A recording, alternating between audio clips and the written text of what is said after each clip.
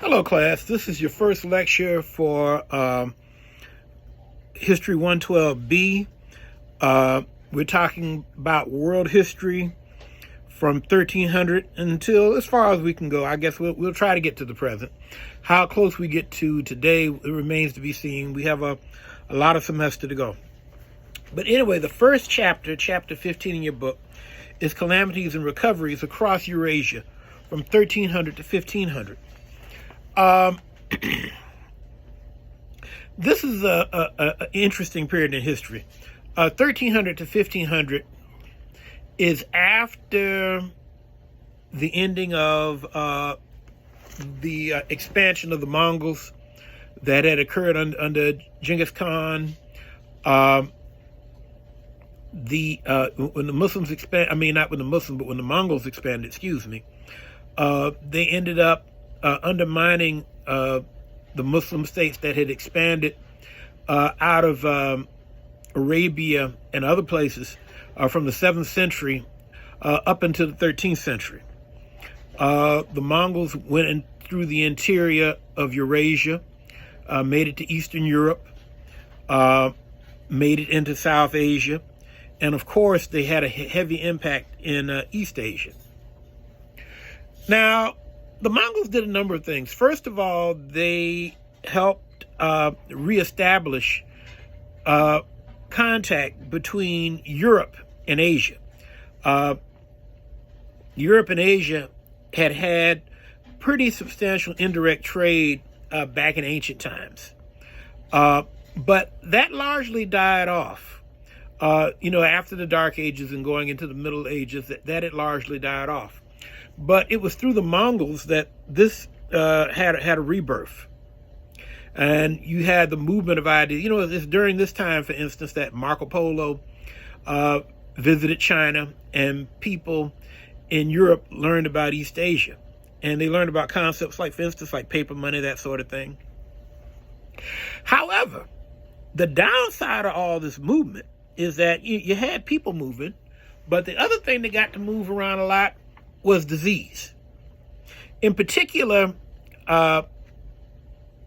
rodents like marmots and eventually rats picked up the bubonic plague, and they spread it from the interior of Asia, where it was endemic. It was something that was always present among the animal populations. They managed to spread it to the West, and eventually it made it to the Middle East. It made it into Europe, and it made it into North Africa, and populations were devastated. And so what we see is that in the early 14th century, large swaths of population were wiped out. Now, once this happens, this really brings about some significant changes in Europe. First of all, in much of Europe, it leads to the collapse of the feudal system. The system that had developed at the end of the ancient era, where instead of having large empires, you had a lot of smaller territories that were ruled by small level nobility. The feudal system, where you would have one larger person and various smaller people had allegiance to that person. And the great majority of people were serfs. They weren't free. Now, they weren't chattel slaves. They couldn't be bought and sold like slaves in America. But they were bound to the land, and they were bound to give servants to whoever was the lord over the territory. And so this meant that a significant majority of the European population could move. They were stuck in one place. But what happens after the Black Death is that dies out, and eventually you have movement of people. And so what we see during this time is that there's a lot of movement, a lot of movement back and forth, a lot of economic activity. Europe is in the process of redeveloping itself economically, but actually the part of the world that has the most dynamic economy is East Asia, in particular China. China was the biggest country in the world then.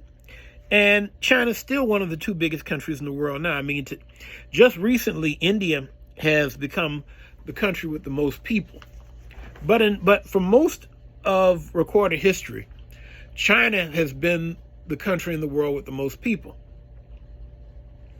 And what we see during this period is that the old Mongol Empire died, finally collapsed.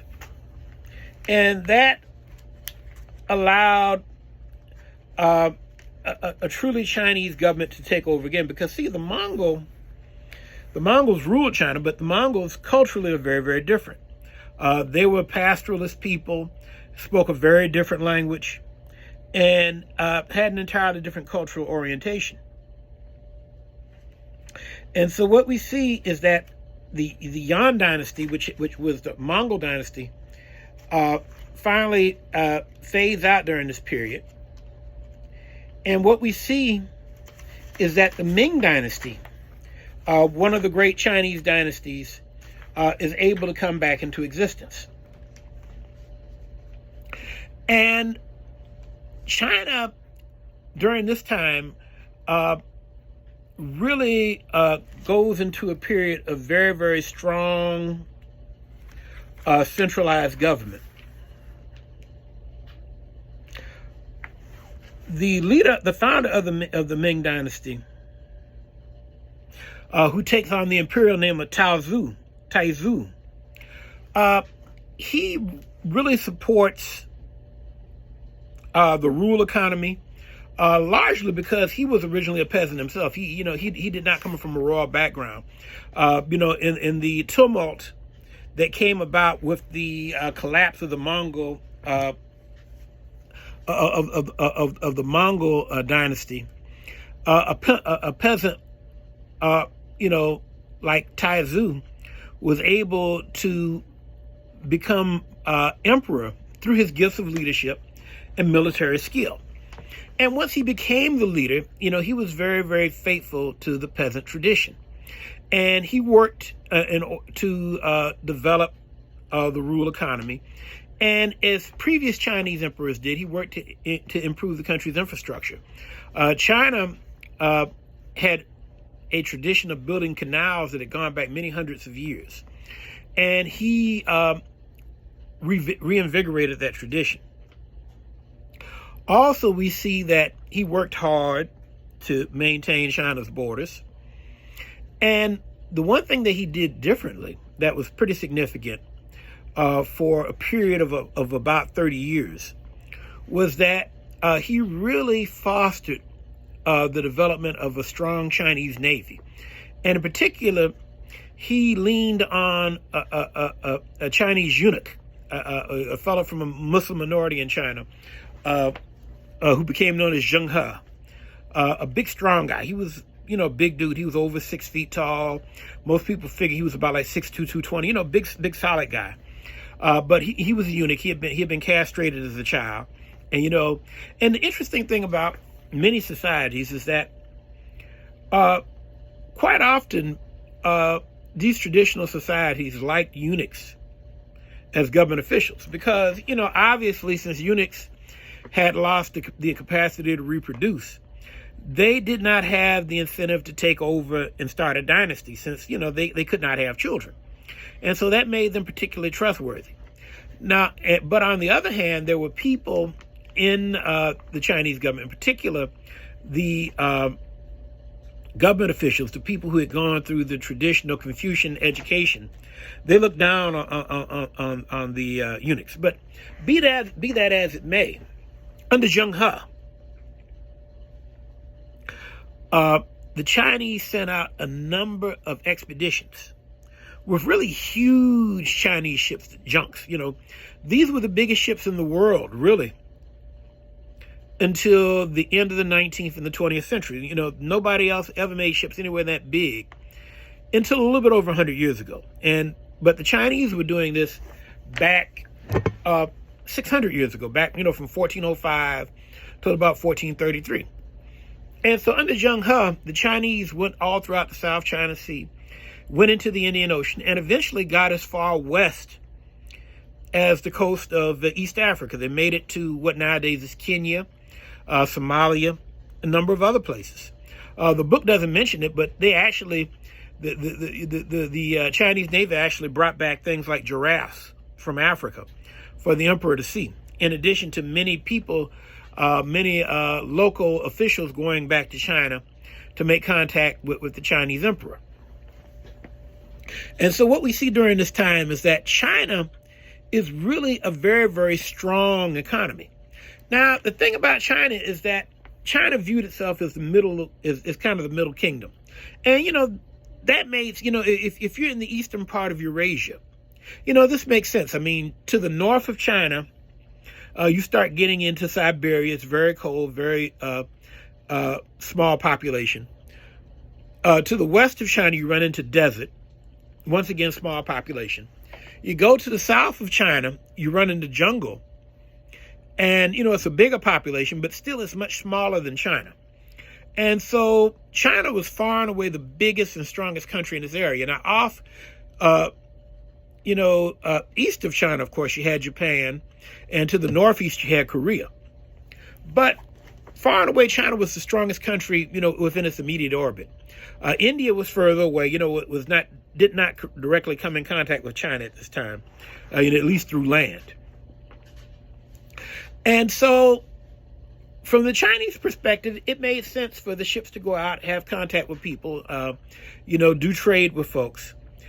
But there was not a great incentive to necessarily send a lot of people overseas, at least far beyond Southeast Asia. And basically, Europe was an afterthought. I mean, they knew very little about Europe.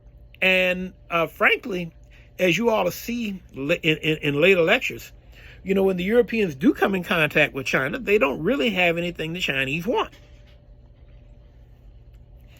And so in this period, as we get beyond the Black Death or the bubonic plague, however you want to term it, China is far and away the most advanced economy and the most advanced technologically in the Eastern Hemisphere at this time. Now, the Western Hemisphere, the Americas and the Eastern Hemisphere had virtually no contact during this time. I mean, as far as we know, people came from the Eastern Hemisphere into the Americas. And that contact pretty much died off around, at the end of the Ice Age, about 10,000 or so years ago. And so people in the Western Hemisphere were isolated. Now, of course, the civilization develops there, but we'll talk about that later. We'll be talking about that more in the next lecture and later times. But I just want to just mention that briefly. But as I said before, China was far and away the most advanced society at this time. Now, South Asia, which is modern-day India, Bangladesh, Nepal, Bhutan, Afghanistan, and Pakistan, they were somewhat in the middle. I mean, these countries had contact with East Asia, but they also had very, very heavy contact. They were part of the Muslim world. I mean, Pakistan and Bangladesh, would end up being majority Muslim countries. Afghanistan also. And Muslims would be a significant minority in what nowadays is India. But they also maintained their own tradition. I mean, in particular in South India, as the book mentions, the Hindu tradition stayed very, very strong.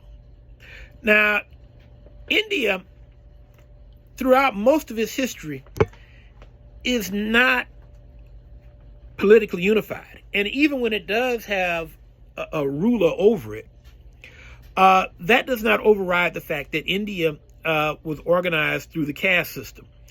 And so that meant that it tended to be a very segmented society. The rulers, they did what they did. Other people just lived their lives. That being said, however, India had, during this period, had very impressive levels of economic activity. In particular, textile activity was very important. they had a number of important exports, things like tea, a number of other things that were very valuable. And so we see that India, along with Southeast Asia, was an important area for trade. The Chinese were attracted to it, and also people from the Middle East, people from Arabia, Persia, also a little bit further away, people from what nowadays is Turkey. All these folks had connections to South Asia in economically. Now, as the book mentions, in Central Asia, as well as in South Asia, going towards the Middle East, the Muslim world at this time was kind of in transition, because, as I said before, the Muslim world had done very, very well for a long time. But then the Mongols came up and overwhelmed it. Now, that being said, what we see is that within a generation or two, Mongol rulers, now this is really a little bit before the time that we're talking about now, but in the Mongol world, the Mongol rulers pretty soon converted to Islam. They realized that, if they were going to function in these societies, they would have to move over to the dominant religion. And they adopted Islam. And we see that Islam becomes dominant in this area of Central Asia. And the Timur the Lame, or the Timurids, his descendants, they try to control the territory that he had, and they pretty much maintain aspects of the Mongols, but at the same time, they are absorbed into the pre-existing Muslim culture. Now, as you get further west, then you start to run into the Anatolian Peninsula, what nowadays is Turkey. And Turkey is interesting because, the Anatolian Peninsula is interesting because at that time, you still have a significant Greek majority, but you have a significant Turkish minority in the country. But the Turks, under Osman, who eventually founds what becomes in the West known as the Ottoman dynasty, eventually emerge as dominant. And by 1454, they take over Constantinople. They change it to Istanbul. And the Turks would eventually emerge as not only dominant in the Anatolian Peninsula, they would also be dominant in Eastern Europe and the Balkans. What nowadays is Greece, Albania, the former Yugoslavia, Serbia, Montenegro, Croatia, all these countries, going north into Romania, Hungary, all these areas, they would be dominant there. Now, finally, the other thing I want to talk a little bit about too that we see going on this time is that, as I said before, technologically, China had been the most advanced, but what we see is that technology also begins to pick up in the West. Now, as I said at the beginning of the lecture,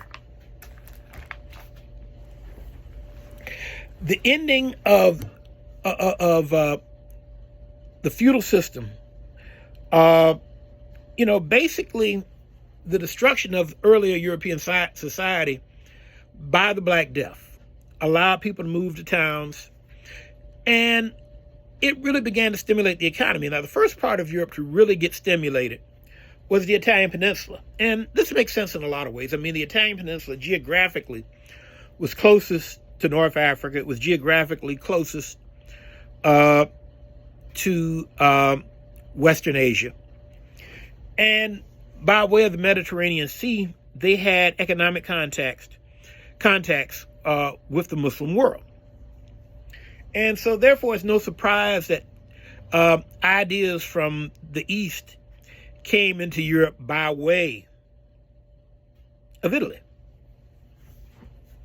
Or really, we should just refer to the Italian Peninsula and the various Italian city-states, because you don't really have Italy as a country for about another 460 years or so. I mean, you don't have a country called Italy until 1861. So we can talk about Italians, but there is no Italy.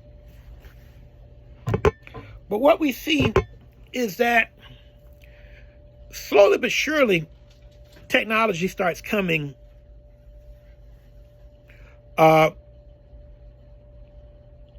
into Europe. And also there's technological innovation. Like, for instance, one of the most significant things that happens during this time is that Europe eventually adopts printing.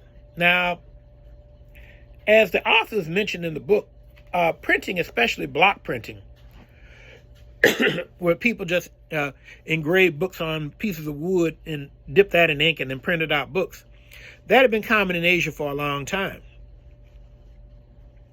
But as the authors mentioned, because people in the West use an alphabetic system instead of an ideographic system of writing, a movable type where you could just simply have letters that could be rearranged into sentences for each page and then printed out, with each page being printed out, made more sense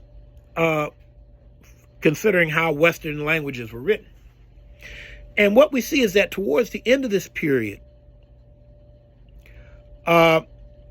Gutenberg, really learns how to use the movable type, and the Bible becomes the first book printed with movable type. And so what we see is that as the 15th century comes into development, you have an environment in which new ideas are starting to spread. As I said before, the most technologically advanced part of the Eastern Hemisphere was East Asia. And those ideas were gradually moving westward. And with technology like movable type and the ability to print books, it becomes possible for more people to be literate, because all of a sudden books are a lot more affordable.